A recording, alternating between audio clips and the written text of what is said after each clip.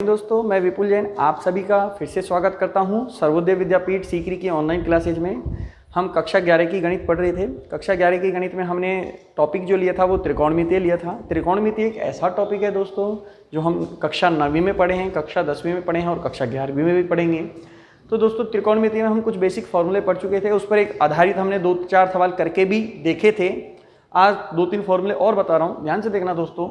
बहुत ईजी से फॉर्मूले हैं, ध्यान देना कि साइन माइनस थीटा, दूसरा कॉस माइनस थीटा, तीसरा टेन माइनस थीटा, चौथा कॉट के अंदर माइनस थीटा, पांचवा सेक माइनस थीटा, छठा कोसेक माइनस थीटा। तो ध्यान देना दोस्तों, जब थीटा प्लस का ना हो करके माइनस का हो। आज तक हमने जब भी थीटा पढ़ा होगा तो दोस्तों हमने पढ़ा होगा साइन थीटा, कभी भी इस थीटा को आपने माइनस में नहीं पढ़ा। लेकिन जब ये थीटा माइनस में आ जाता है तब क्या होता है, ध्यान देना दोस्तों, तब केवल कॉस और सेक, ध्यान देना, तब कॉस और सेक ये दोनों इतने भूखे इंसान होते हैं। अगर थोड़ा सा लॉजिक बताऊं याद रखने का, तो कॉस और सेक ये दोनों बहुत भूखे होते हैं। क्या करते हैं, ये माइनस को भी खा जाते हैं। कुल मिला के ये माइनस को खत्म कर देते हैं। क्या किया इन्होंने, माइनस को खत्म कर दिया। तो आप देखोगे कॉस माइनस थीटा क्या होता है, प्लस का कॉस थीटा, और सेक माइनस थीटा होता है प्लस का सेक थीटा। तो बाकी के बचे हुए क्या करते हैं, माइनस को बाहर निकाल देते हैं। इनके अपच हो जाती है तो ये क्या करते हैं, बाहर निकाल देते हैं। ये भी माइनस को बाहर निकाल देगा, माइनस का टेन थीटा, ये भी माइनस को बाहर निकाल देगा, माइनस का कॉट थीटा, और ये भी माइनस को बाहर निकाल देगा, माइनस का कोसेक थीटा। ठीक है दोस्तों, बहुत आसान सा फॉर्मूला है। आप जानते हो कॉस का संबंध सेक से होता है क्योंकि कॉस थीटा बराबर होता है 1/सेक थीटा। तो ऐसे याद रख सकते हो कि एक तो कॉस और एक सेक, ये दोनों ही ऐसे हैं जो माइनस को खा जाते हैं, खत्म कर देते हैं। बाकी सभी क्या करते हैं, माइनस को बाहर निकाल देते हैं। तो दोस्तों एक बार इन फॉर्मूलों का आप स्क्रीनशॉट ले लीजिए, फिर मैं इन पर आधारित आज कुछ क्वेश्चंस बताऊंगा ताकि आपको ये फॉर्मूले और बेहतर समझ में आए। ले लीजिए दोस्तों। देखिए दोस्तों, सबसे पहले मैंने ये सवाल लिखा है साइन माइनस पाई बाई 4, ठीक है।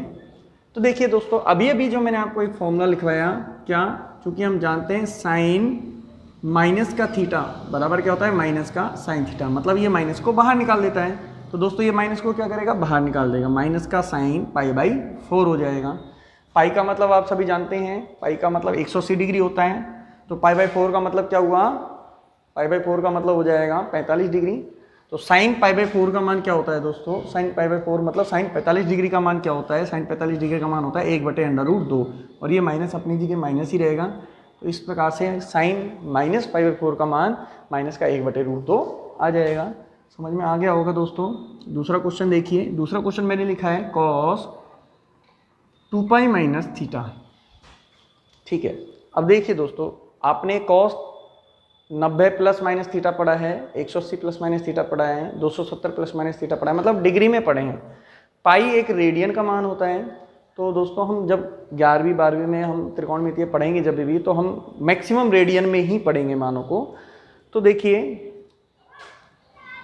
पाई का मतलब 180 डिग्री, 2 का मतलब 2 होता ही है। 180 गुणा 2 करोगे 360 माइनस थीटा, तो इसका मतलब वही 360 माइनस थीटा हुआ। तो कॉस 360 माइनस थीटा क्या हो जाएगा, पहली बात तो 360 90 का कैसा गुणज है, सम गुणज है, तो बदलेगा ही नहीं, कॉस थीटा लिखा। अब दूसरी बात, कौन से चतुर्थांश में मान जा रहा है दोस्तों, 360 में से कुछ कम करोगे तो वैल्यू जा रही है चौथे चतुर्थांश में, और चौथे चतुर्थांश में कॉस कैसा होता है, धनात्मक होता है। इसलिए आंसर क्या आएगा आपका, प्लस का कॉस थीटा आएगा। कैसा आएगा आंसर, प्लस का कॉस थीटा आएगा। और देखिए तीसरा क्वेश्चन दिया हुआ है cos pi by 2 plus theta. देखिए अभी मैंने बताया पाई का मतलब क्या होता है दोस्तों, पाई का मतलब होता है पाई बराबर 180 डिग्री, ठीक है। तो देखिए cos pi by 2 plus theta मतलब क्या हुआ, 90 प्लस थीटा, और कॉस 90 प्लस थीटा। अब 90 प्लस थीटा करोगे तो साइन में बदल जाएगा, साइन थीटा। अब दूसरी बात, 90 में कुछ जुड़ा तो वैल्यू कौन से चतुर्थांश में जाती है, दूसरे चतुर्थांश में जाती है, और दूसरे चतुर्थांश में कॉस का मान कैसा होता है, ऋणात्मक। तो कॉस का मान ऋणात्मक होता है, इसलिए इसकी वैल्यू कैसी आएगी, माइनस की आएगी। तो देखिए दोस्तों ये आपका आंसर हो गया। उम्मीद है आपको ये प्रश्न समझ में आ रहे होंगे, है ना दोस्तों। तो एक बार आप इनका स्क्रीनशॉट ले लीजिए, एक बार आप इनका स्क्रीनशॉट ले लीजिए। ले लिया। देखिए और आगे देखेंगे हम, आपका एक चौथा प्रश्न और है दोस्तों। ये जो मैं प्रश्न करवा रहा हूँ ये केवल आपको समझाने के पर्पज़ से करवा रहा हूँ। आपकी जो नई किताब है उसमें इतने सारे प्रश्न नहीं मिलेंगे, बस मैं आपको इन सूत्रों का बेसिक क्लियर करवाने के लिए प्रश्न करवा रहा हूँ, ठीक है दोस्तों। देखिए चौथा प्रश्न क्या है, cosec 225 degree plus cosec 2025 degree. देखिए तो कोसेक 225 डिग्री, देखिए अब 225 डिग्री जो है, ध्यान देना 225 किस किस के करीब आता है। देखिए हम चार पढ़ते हैं, 90 डिग्री, 180 डिग्री, 270 डिग्री और 360 डिग्री। अब देखो इन दोनों के करीब है या नहीं, 180 डिग्री के भी करीब है और 270 डिग्री के भी करीब है, ठीक है दोस्तों। देखिए कोसेक, अब हमारे पास दो तरीके हैं, या तो हमें 180 प्लस थीटा करके लिख लें तो भी 225 डिग्री को लिखा जा सकता है, या 270 माइनस थीटा करके लिख लें। तो दोस्तों हम 180 के रूप में लिख रहे हैं, इसको हम लिख सकते हैं 225 को 180 प्लस 45 डिग्री लिख सकते हैं ना, प्लस अब इसको लिखना है 2025 को। तो ये तो तय रहा कि ये वैल्यू 360 डिग्री से बहुत ज़्यादा है, तो इसको हम 360 के रूप में ही तोड़ेंगे। तो सबसे पहला काम हम ये करेंगे, 2025 डिग्री में 360 डिग्री का भाग देंगे। कितनी बार जाता है, तो देखिए लगभग 5 बार जाएगा। कितनी बार जाएगा, लगभग 5 बार। 5 6 30, 5 3 15 और 3 18, तो कितना बचेगा 5 2 2, ठीक है, मतलब 225 डिग्री बचेगा, ठीक है। तो हम इसको ऐसे लिखेंगे, देखिए दोस्तों कोसेक यूक्लिड विभाजन प्रमेय का आपको याद होगी। अब इसको ऐसे लिखेंगे 360 डिग्री गुणा 5 प्लस 225 डिग्री, ऐसे लिख सकते हैं ना। 2025 डिग्री को दोस्तों इस प्रकार लिखा जा सकता है या नहीं, 360 को गुणा 5 से कर दें प्लस ये यूक्लिड विभाजन प्रमेय का आप सभी ने पढ़ी है 10वीं क्लास में। देखिए तो अब देखिए दोस्तों, cosec 180 plus theta, cosec 180 plus theta क्या होता है आपको याद होगा। सबसे पहली बात तो ये देखना है कि चेंज होगा या नहीं होगा। कैसे करते हैं, सवालों को ध्यान से देखना।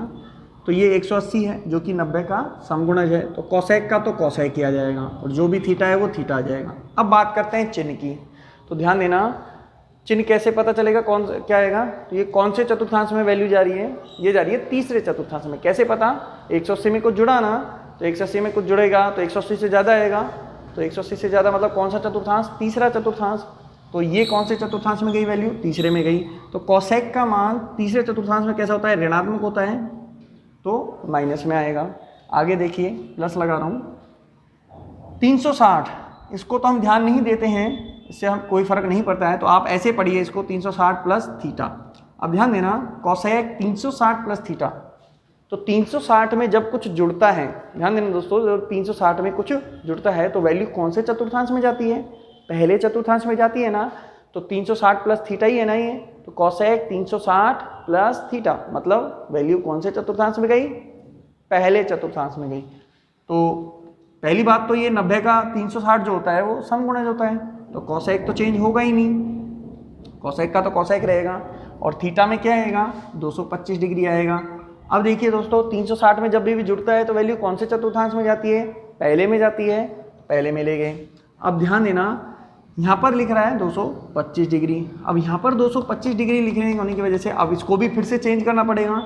तो इसको जैसे हमने चेंज किया था इसी प्रकार इसको भी चेंज कर देंगे। ध्यान देना माइनस का कोसेक 45 डिग्री प्लस इसको लिखेंगे कोसेक 180 डिग्री प्लस 45 डिग्री, ठीक है। अगेन माइनस का कोसेक 45 डिग्री प्लस, अब ध्यान देना दोस्तों प्लस नहीं आएगा, क्या आएगा, माइनस आएगा, क्योंकि 180 में डिग्री देखो तो पहले तो ये देखिए कि कोसेक बदलेगा या नहीं बदलेगा, कोसेक का तो कोसेक आ गया और थीटा की जगह थीटा, ठीक है।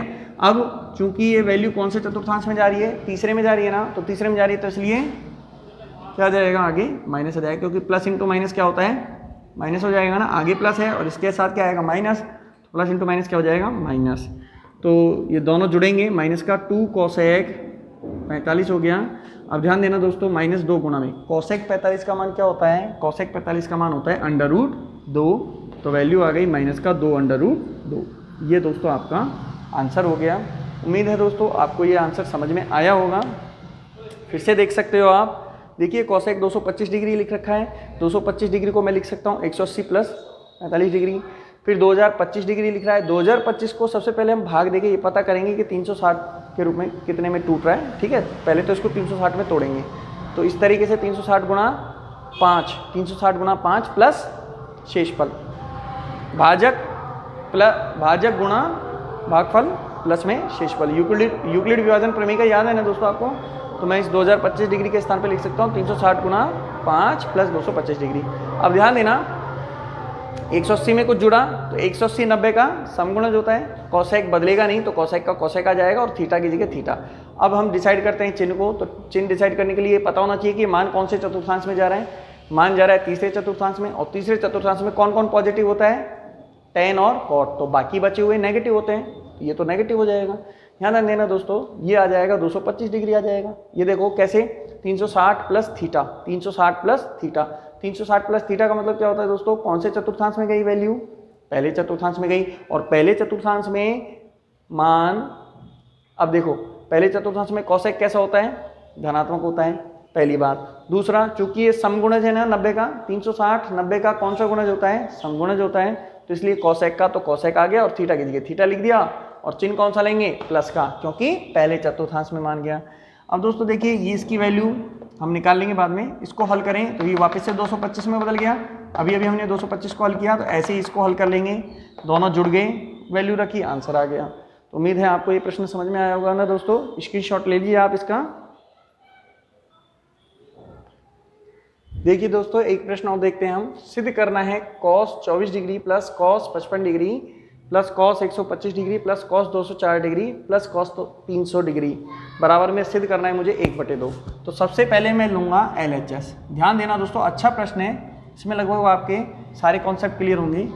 तो लिखेंगे cos 24 डिग्री इंटू में प्लस है, plus cos 55 degree plus cos 125 degree plus cos 204 degree plus cos 300 degree.